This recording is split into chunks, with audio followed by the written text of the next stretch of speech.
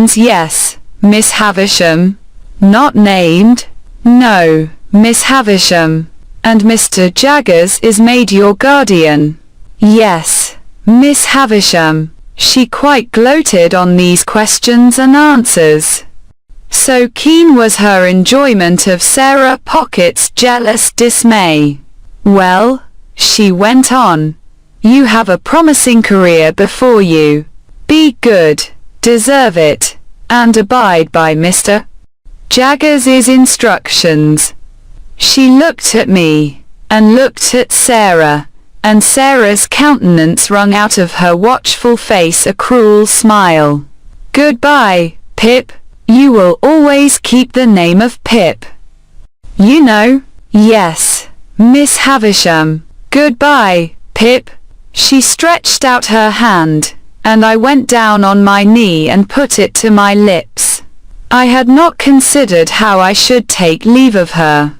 It came naturally to me at the moment to do this. She looked at Sarah Pocket with triumph in her weird eyes, and so I left my fairy godmother, with both her hands on her crutch stick, standing in the midst of the dimly lighted room beside the rotten bride cake that was hidden in cobwebs.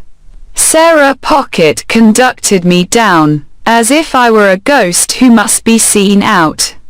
She could not get over my appearance, and was in the last degree confounded. I said, "Goodbye, Miss Pocket," but she merely stared, and did not seem collected enough to know that I had spoken. Clear of the house, I made the best of my way back to Pumblechook's, took off my new clothes, made them into a bundle, and went back home in my old address, carrying it, to speak the truth, much more at my ease too, though I had the bundle to carry.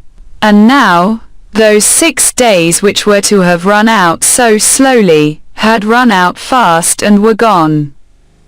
And tomorrow looked me in the face more steadily than I could look at it. As the 6 evenings had dwindled away, to 5, to 4, to 3, to 2. I had become more and more appreciative of the society of Joe and Biddy. On this last evening, I dressed myself out in my new clothes, for their delight, and sat in my splendor until bedtime. We had a hot supper on the occasion, graced by the inevitable roast fowl, and we had some flip to finish with. We were all very low, and none the higher for pretending to be in spirits.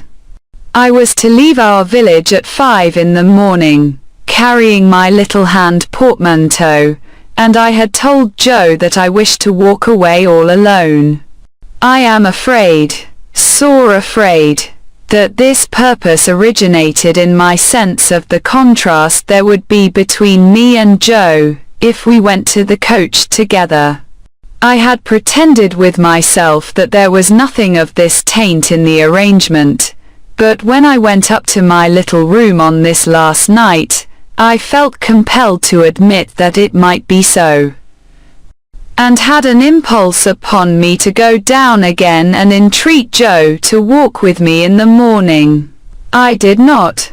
All night there were coaches in my broken sleep, going to wrong places instead of to London, and having in the traces, now dogs, now cats, now pigs, now men, never horses.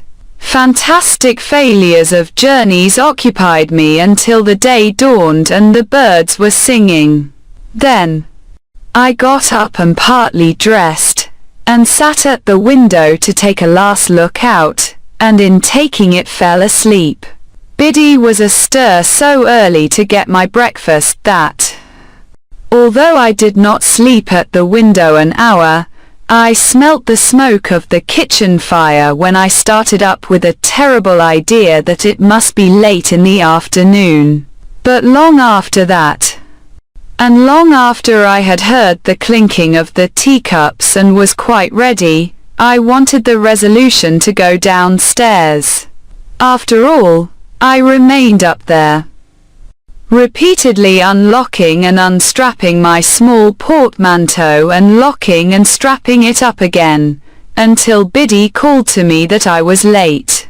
It was a hurried breakfast with no taste in it.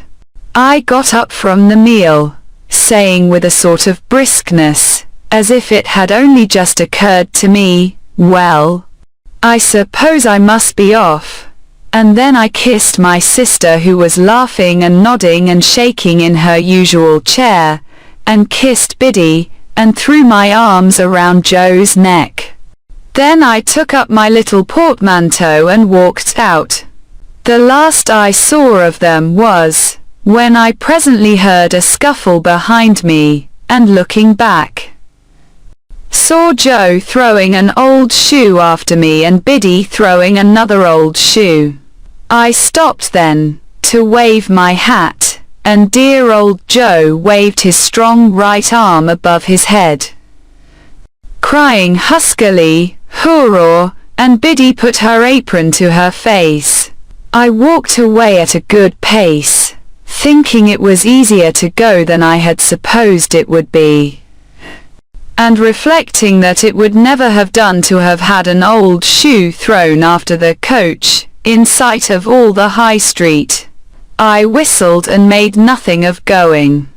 But the village was very peaceful and quiet, and the light mists were solemnly rising, as if to show me the world, and I had been so innocent and little there, and all beyond was so unknown and great, that in a moment with a strong heave and sob I